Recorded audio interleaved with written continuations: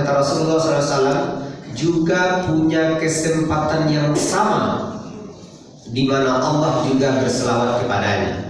Jika kita berselawat sekali, maka Allah akan berselawat kepada kita 10 kali. Mudah-mudahan ini juga kita biasakan berselawat kepada Rasulullah SAW. Bapak dan Ibu jemaah subuh rahimahullah, bagi yang mencatat, mungkin judulnya sudah jelas, sudah dikasih pengurus, Nasihat Luqmanul Hakim.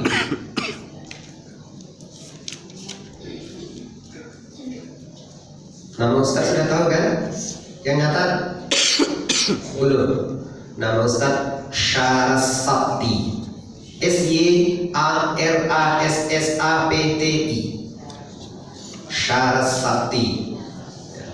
Nama memang agak agak nama produksi.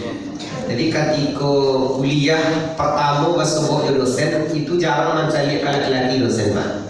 Biasa selalu cari ke produksi. Ya. Memang nama bapak agak senasib dengan guru besar dosen YIN, ada namanya Asasri Warni, Profesor Dr. Asasri Warni, laki-laki tapi namanya ya agak lembut. Ibu dan bapak jemaah subuh rahimahullah, ketika kita baca penjelasan keterangan tentang Luqmanul Hakim dalam tafsir Ibnu Katsir, beliau memaparkan tentang pendapat para ulama tentang Luqmanul Hakim ini. Ada sebagian yang menyatakan bahwa Luqmanul Hakim ini termasuk nabi, tetapi terbantahkan dengan fakta ternyata Luqmanul Hakim ini adalah seorang budak hitam. Ada yang menyatakan dari Ethiopia, ada yang menyatakan dari Sudan. Budak tidak boleh jadi nabi. Maka kesimpulannya, pendapat ini menyatakan Luqmanul Hakim bukan nabi, tapi ahli hikmah. Luqmanul Hakim karena diberikan hikmah oleh Allah, tercantum namanya menjadi surat. Surat ke-31, yakni surat Luqman. Lebih kurang ayatnya 43 ayat. Fokus kita pagi ini adalah nasihatnya. Kalau nasihat Luqman itu lebih kurang ada di 7 ayat. Ayat ke-13 sampai ayat ke-19. Ini nasihat-nasihat Luqmanul Hakim. Paling tidak ibu dan bapak, ada 2 hal yang bisa kita ambil dari Luqmanul Hakim ini. Yang pertama yang bisa kita ambil dari Luqmanul Hakim ini, Luqmanul Hakim ini adalah orang yang memiliki cara mendidik yang hebat. Kalau guru yang memiliki metode pembelajaran yang banyak, cara mengajarnya banyak, indah cie ceramah sel, indah cie bagian nasihat, tapi berbagai cara yang dia lakukan. Jadi hebat dia cara memberikan nasihat, metode cara mengajarnya hebat. Walaupun memang kita tahu ibu dan bapak, metode ku yo perlu, cara ku perlu. Bahkan ada dosen rektor IAIN pertama, nama beliau Profesor Dr. Mahmud Yunus. Ketika beliau memberikan pengantar, ketika beliau menyusun kamus bahasa Arab, apa kata beliau di pengantarnya itu? At-tariqah ahammu minal madah. Cara lebih penting daripada metode. Cara lebih penting daripada materi. Jadi cara itu penting. Demikian juga Nabi Muhammad. Kalau kita perhatikan bagaimana Nabi Muhammad mengajar para sahabatnya, itu banyak cara yang beliau gunakan, berbagai ragam cara beliau lakukan. Jadi belajarnya itu sangat mengesankan. Hari ini awak kalau sebagai guru, bapak dan ibu, kalau tidak banyak cara mengajar, tidak menarik dia anak, tidak menarik. Kalau banyak yang lebih menarik ketimbang awak bagi anak awak. Maka memang orang-orang yang berhasil dalam melakukan pendidikan, termasuk Luqmanul Hakim ini, mereka kaya dengan cara. kaya dengan cara.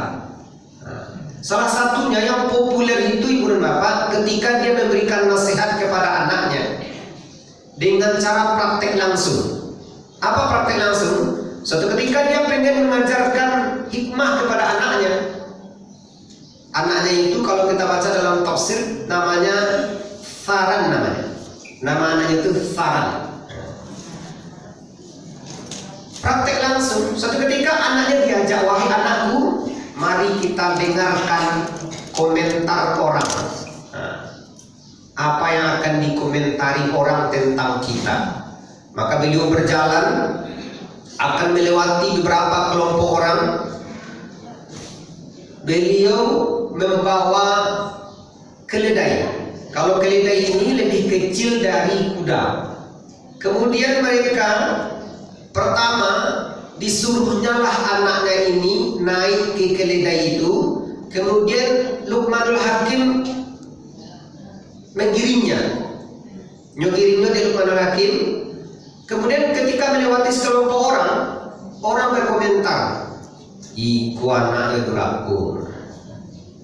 duraku ayahnya nyubian sebadalan, nyola sanang-sanang di atas keledai. Setelah melewati kelompok itu, maka Luqmanul Hakim berkata kepada anaknya, wahai anakku, apa yang kamu dengar tadi komentar orang? Maka dijelaskan oleh anak, gini katanya saya anak durhaka. Wahai anakku, itulah komentar orang. Sekarang kita ubah posisi. Sekarang anaknya yang menuntun, Luqmanul Hakim yang naik unta, yang naik keledai. Ketika melewati sekelompok orang lagi, maka kembali orang berkomentar, iku anak tidak sayang, iku orang gaya tidak perasaan, tidak sayang karena anak laki-laki mengiring keledai, inyo sanang-sanang dia teruntuk, dia keledai. Ya. Ketika itu selesai, kemudian Luqmanul Hakim kembali bertanya kepada anak, wahai anakku, kamu dengar nggak komentar orang? Dengar wahai ayah. Katanya ayah tidak sayang kepadaku. Kemudian mereka ubah lagi, wahai anakku, kita ubah lagi. Sekarang mari kita sama-sama naik ke keledai. Jadi Luqmanul Hakim dan Faran ini naik ke keledai. Ketika mereka naik melewati sekelompok orang, orang berkomentar lagi. Apa komentarnya? Iku orang Yuda berperi kebinatangan, tidak sayang binatang. Keledai yang ketik oleh Tuhan naiki berbudu. Iku Yuda dosti Allah jujur. Wahai anakku, kata Luqmanul Hakim, apakah kamu dengar komentar orang? Iya ayah.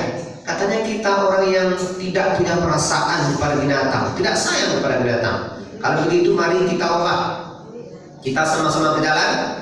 Kamu di depan, aku di belakang. Ketika melewati sekelompok orang, orang komentar lagi. Apa komentarnya? Iku orang koyo tak pandai, bodoh. Padahal keledai sarang catu tidak naiki dulu. Ya tidak. Wahai anakku, kata Luqmanul Hakim, apakah kamu dengar komentar orang? Iya wahai ayah, dianggapnya orang bodoh. Kalau begitu kita ubah posisinya. Mari kita ikat keledai ini, mari kita pikul sama-sama. Akhirnya keledai itu dipikul ya Pak. Dipikul melewati sekelompok orang. Apa kata orang? Lebih dahsyat lagi komentar dan penghinaan orang. Ikulah gilo orang bermaksud. Sampai komentar tentang gilo orang bermaksud. Lajadeh keledai sesehat itu anu gotong. Apa yang ingin disampaikan Luqmanul Hakim kepada anaknya? Wahai anakku, jika engkau telah menemukan kebenaran, maka istiqamahlah. Jangan mudah terpengaruh oleh komentar orang. Hari ini kan zaman komentar Bapak Ibu. Semua kita berhak mengomentari apapun. Berhak mengomentari apapun. Padahal kadang kita tidak mau tahu persis apa masalahnya. Hanya melihat sekilas saja sudah langsung keluar komentarnya. Komentar. Inilah masyarakat yang hidup di zaman Luqmanul Hakim. Ya, di zaman Luqmanul Hakim. Ini hebatnya Luqmanul Hakim memberikan nasihat kepada anaknya, langsung praktek. Maka jelas yang bisa kita ambil dari Luqmanul Hakim itu, ketika kita memberikan nasihat memang ada caranya. Kalau anak kita masih kecil, mungkin gampang kita perintah mana yang baik, mana yang boleh, mana yang nggak boleh, gampang saja. Tapi kalau sudah mulai beranjak dewasa, apalagi remaja, itu memberikan nasihat sambil berlinangan air mata. Nggak ada anak yang sanggup melihat air mata orang tuanya. Kalau ada anak yang nggak peduli, maka luar biasa ya, nggak peduli dengan air mata orang tuanya, maka sudah tertutup rahmat Allah bagi dirinya. Ibu dan bapak jemaah subuh rahimahullah. Jadi cara at-tariqah ahamun dal madah. Cara itu lebih penting dari materi. Ini yang kita dapatkan dari Luqmanul Hakim. Yang kedua, apa yang kita dapatkan dari Luqmanul Hakim? Materi pelajaran penting bagi seorang anak. Apa yang memang mesti kita berikan kepada seorang anak? Ada beberapa hal yang disebutkan dalam Al-Quran, ya, surat Luqman sendiri, mulai dari ayat 13, 14, 15, 16 dan 17. Nasihat pertamanya yang disampaikan oleh Luqmanul Hakim kepada anaknya, wa idh qala Luqman li ibnihi ya bunayya wa huwa ya'izuhu ya bunayya la tusyrik billah. Ini yang memang harus kita dudukan ke anak kita. Jangan memperserikatkan Allah.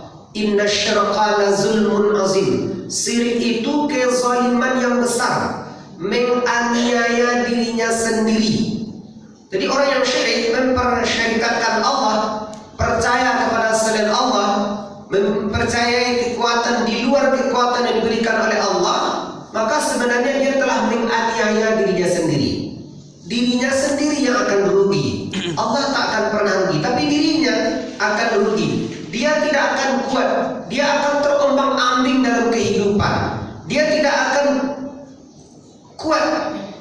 Maka ketika Nabi Adam alaihissalam melakukan sebuah dosa, satu aja dosanya, ketika melanggar perintah Allah, dilarang mendekati Syajaratul Khuldi, maka yang keluar dari dirinya adalah pengakuan. Pengakuan apa? Pengakuan bahwa dirinya telah zalim. Rabbana zalamna anfusana wa illam taghfir lana wa tarhamna lanakunanna minal khasirin. Ini yang kita pastikan kepada anak-anak kita. Jangan biarkan sedikit pun dia melakukan perbuatan-perbuatan yang sifatnya mengandung unsur kesyirikan. Hari ini kita agak cemas-cemas. Kadang orang menganggap bahwa syirik tidak apa-apa, bahkan dipopulerkan syirik. Dianggap itu bagian dari budaya, dianggap itu nggak apa-apa. Katanya di langit dia punya remote, katanya. Remote bisa menghentikan hujan. Hebat, luar biasa. Syirik, hantaman ke anak-anak kita hari ini luar biasa, Bapak Ibu. Luar biasa. Syirik tidak jadi apa-apa. Ini yang perlu dinasihatkan kepada anak. Luqman dia berikan nasihat ini yang pertama.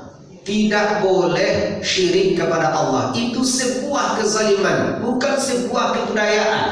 Ini yang perlu sekali kita dudukan. Yang kedua, Allah Subhanahu wa taala berfirman-Nya, nasihat Luqman kepada anaknya, wa wassaynal insana biwalidayhi, berbuat baik kepada kedua orang tua. Harus tertanam dalam hati anak rasa sayangnya dengan orang tuanya, hormat kepada orang tua, menghargai orang tua, cepat merespon apa yang diperintahkan oleh orang tua. Sampaikan sebagai orang tua, sampaikan apa yang memang merisaukan hati kita. Jangan ditunggu. Kadang kita lihat ada anak, orang tuanya sudah panggil-panggil, sekali nyalain tenang, tapi cuek, 2 kali, 3 kali, bentuk batu. Jadi ini ya perlu dinasihatkan kepada anak. Rahmat Allah amat tergantung kepada bagaimana hati orang tua kita tidak tersakiti. Ini yang dinasihatkan oleh Luqmanul Hakim yang kedua.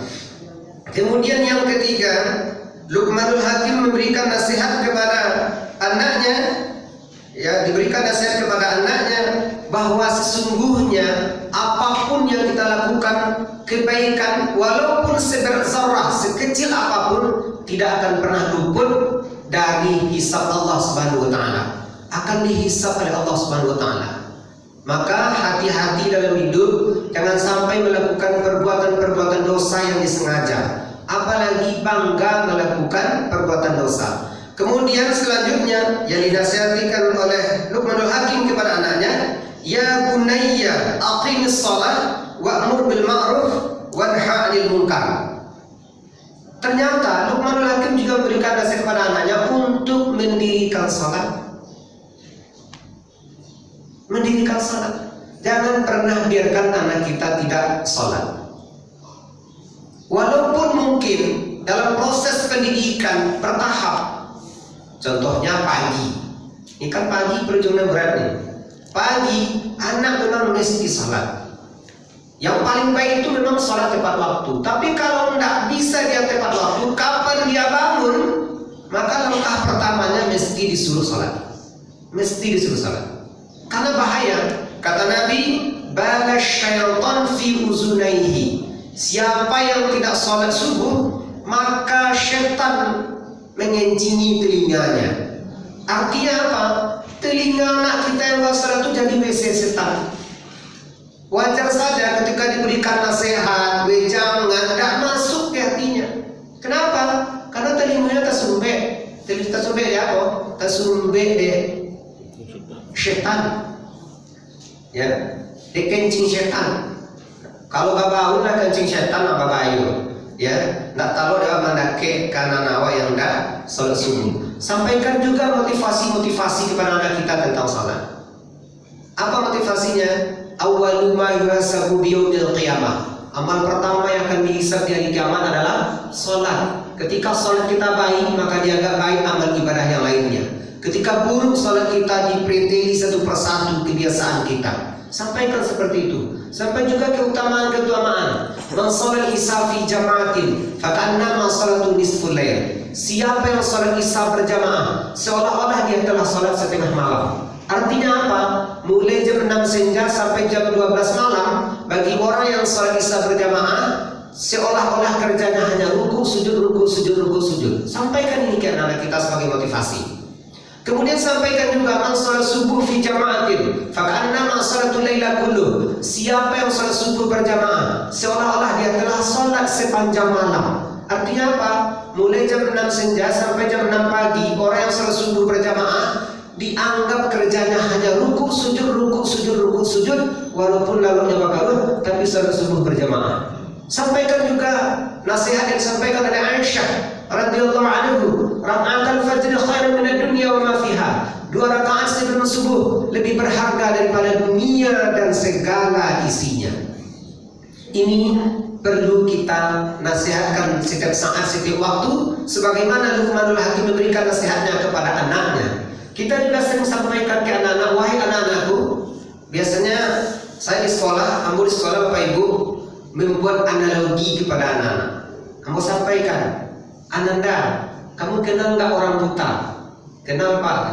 Kalau seandainya orang buta berjalan di jalan yang kiri kanannya jurang, dia buta, peluang untuk jatuh ke jurang ada nggak? Gadang Pak, besar kemungkinannya jatuh Bapak. Pertanyaan apa caranya orang butuh konyo nggak jatuh ke jurang dulu? Dia jawabnya dituntun Pak, dibimbing Pak. Betul. Sekarang Bapak tanya, Ustaz tanya, kamu tahu nggak apa yang akan terjadi nanti? Enggak Pak. Tahu nggak kamu apa yang akan terjadi pada masa depanmu? Enggak Pak. Maka langkah satu-satunya kamu harus dituntun. Bagaimana nuntunnya Pak? Dituntun dengan salat. Allah tuntun kamu dengan salat, maka kamu akan tanha 'anil fahsya wal munkar. Kamu tidak akan terjatuh ke dalam jurang. Jurang apa? Jurang kehidupan. Yang hari ini luar biasa tantangannya Bapak dan Ibu. Media yang menggiring kita untuk melakukan dosa amat sangat banyak. Anak kita bahkan hari ini dilatih bagaimana cara membunuh. Mereka terbiasa dengan darah Bapak Ibu. Walaupun itu game, tapi lihatlah mereka bunuh-berbunuhan. Gampang aja mereka melihat, kita aja ngeri melihatnya. Tapi mereka sudah mulai terbiasa. Ini yang kita takutkan. Ya, karena dibiasakan dengan ini, maka terpatri kepada otak bawah sadarnya, maka bisa saja kejahatan, ya, tindakan-tindakan yang brutal bisa jadi nanti tidak jadi masalah baginya.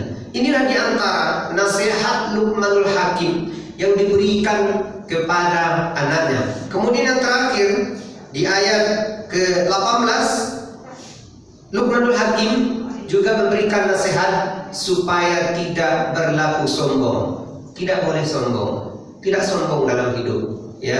Karena sombong itu paling jadi Tuhan. Karena sombong dibanamkan oleh Allah dalam lautan. Ada orang sombong karena harta, karena kaya raya. Saking kayanya, kunci gudangnya aja tidak bisa dipukul, dibawa oleh satu orang. Kuncinya aja baru. Tapi ketika sombong, fakhasafna bihi wa bidarihil arda. Allah benamkan dirinya ke dalam berbumi. Mudah-mudahan dua hal ini menjadi renungan kita. Dua hal yang sangat penting kita peroleh dari Luqmanul Hakim. Yang pertama cara, yang kedua isi. Cara memberikan pelajaran, memberikan mau'izatul hasanah kepada anak kita. Kemudian yang kedua, apa saja materi pelajaran agama yang paling penting yang perlu ditanamkan kepada anak kita. Mudah-mudahan ini bisa bermanfaat, terutama bagi saya menyampaikannya. Harapannya juga tentu bermanfaat bagi Bapak dan Ibu. Terima kasih atas segala perhatian. Mohon maaf atas segala kekurangan. Wabillahi taufiq wal hidayah. Wassalamualaikum warahmatullahi wabarakatuh.